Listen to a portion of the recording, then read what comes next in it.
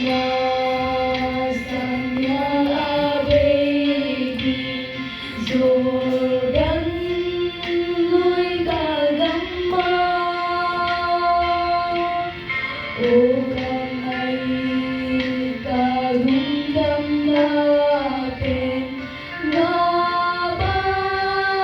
alintawan Lelung khắp luôn khi ahul dia nào bằng ta đi về dia ô đâu ba mel muka nganglang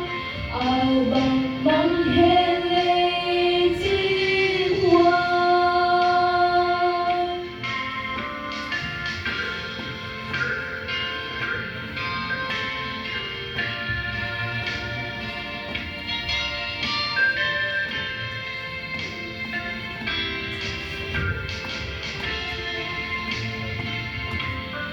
ô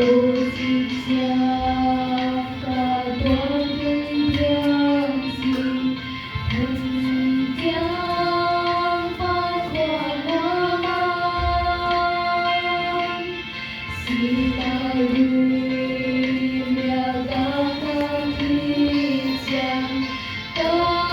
na đắm nhẹ nhẹ lệ hưng thắng